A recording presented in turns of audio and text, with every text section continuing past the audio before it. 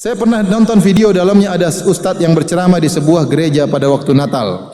Ustadz berkata, sebenarnya agama Islam dan Kristen itu selaras, sama saja. Salamnya umat Islam dengan salamnya Kristen sama-sama mendoakan keselamatan.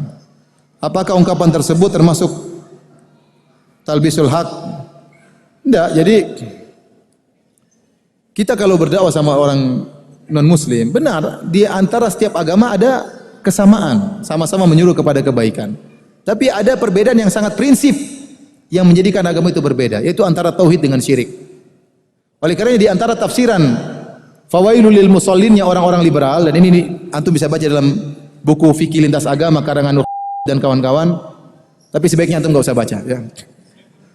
Dia berdalil dengan firman Allah, "Qul ya ahlal kitabi ta'alu ila kalimatin sawa'in bainana wa bainakum."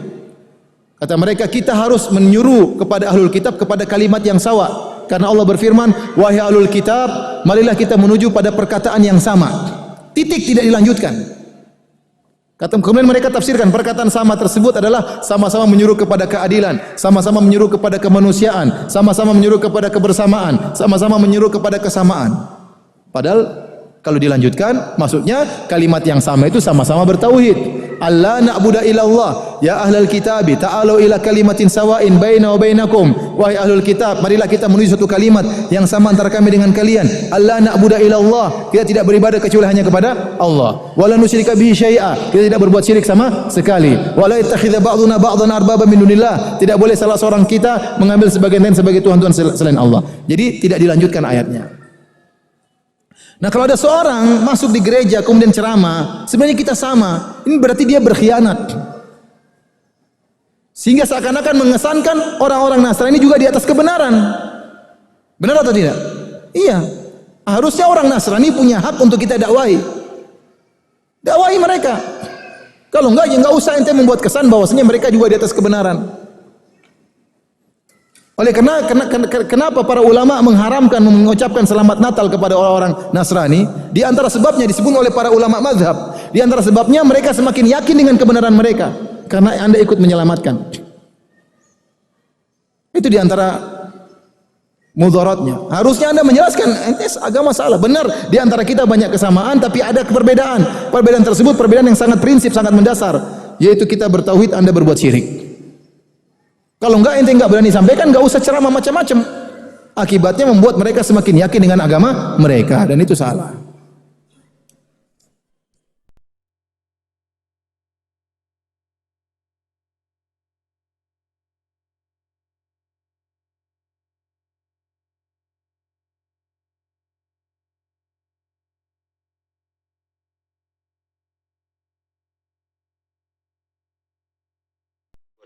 Pada bulan puasa sehingga beliau tidak puasa.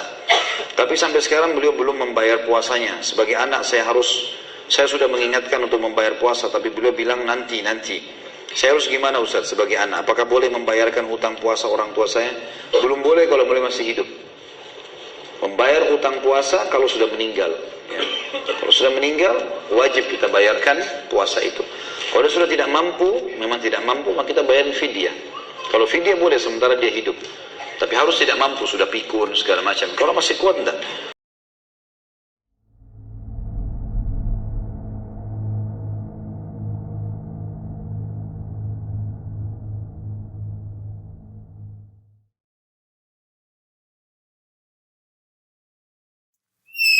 Ada sebuah ucapan atau ungkapan yang sering kita dengar. Tajri riyah bima la tashtahi sufun. Terkadang angin bertiup tidak sesuai dengan keinginan nelayan. Tapi bagaimana seorang muslim menghadapi hal itu? Ketahuilah bahwa semua takdir Allah Subhanahu wa taala pasti baik buat kita. Karena Allah Subhanahu wa taala tidak bertindak melainkan tindakannya berdasarkan ilmu dan hikmah. Apapun yang menimpa kita, apapun yang terjadi dengan keluarga kita, dengan anak-anak kita, dengan usaha kita, katakan qadarullah wa ma syaa fa'al. Seorang muslim mengatakan itu takdir Allah Subhanahu wa taala dan Allah bertindak apa yang dia kehendaki. Dia fa'alun lima yurid. Dan dalam semua kondisi seorang muslim harus berada di antara dua hal. nikmat yang Allah berikan kepada dia, dia syukuri. Dan musibah yang datang kepada dia, dia bersabar. Dan itulah kunci kebahagiaan seorang hamba ketika hidup di muka bumi ini. Assalamualaikum warahmatullahi wabarakatuh.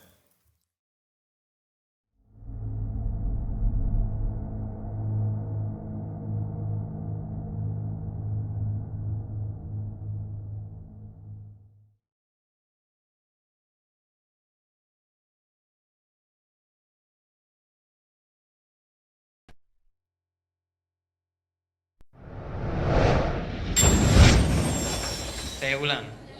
Kalau subuh masih boleh makan? Tidak. Kalau imsak?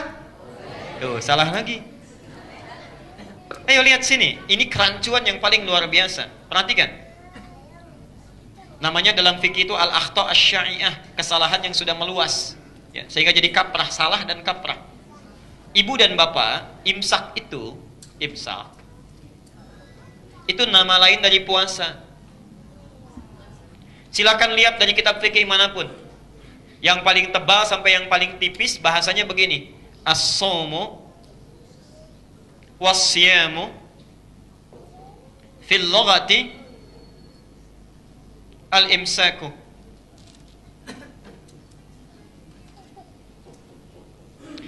As-shaum itu dan siam itu, saum dan siam artinya sama, puasa ya. Saum terulang 1 kali di Quran. Di Quran surah Maryam 19 ayat 26. Quran surah 19 ayat 26. Sedangkan siam terulang 9 kali di Quran. Ini secara bahasa, saum dan siam itu fil lughati secara bahasa artinya sama, yaitu al-imsak, menahan puasa. Ya. Jadi imsak itu nama lain dari puasa, punya 3 nama, bisa disebut siam, bisa saum, bisa imsak. Karena itu kalau sudah imsak itu artinya sudah puasa. Sudah puasa. Imsak itu artinya puasa.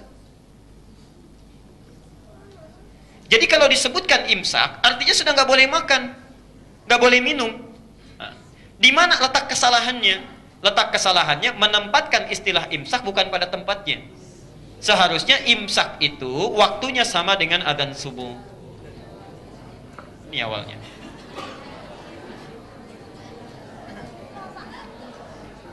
Tahan sebentar, ayo jujur. Siapa tadi yang imsak masih makan? Kalau tadi belum batal karena belum adzan. Cuma sekarang kita punya ilmunya, tempatkan tempat sesuai dengan keadaannya. Ya, di imsak, kalau nanti bikin kalender lagi, imsaknya itu sama dengan subuh. Yang sebelum subuh apa namanya? Itu tanbihun dalam bahasa Arab. Tanbih, peringatan. Atau zikrun, boleh tanbihun atau zikrun. Yang lebih tepat tanbih, ya, peringatan. Pengingat. Pengingat. Ada orang makan sedang enak-enaknya, tidak tiba adzan, Allahu Akbar, ditumpahkan, kaget.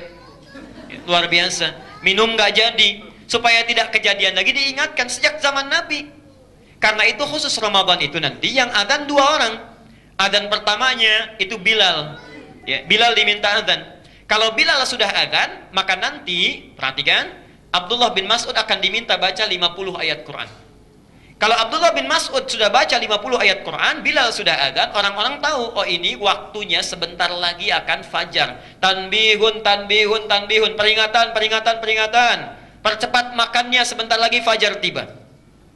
Kalau selesai Abdullah bin Mas'ud baca ayat Quran, lalu kemudian Abdullah bin Abi Umi Maktum adzan.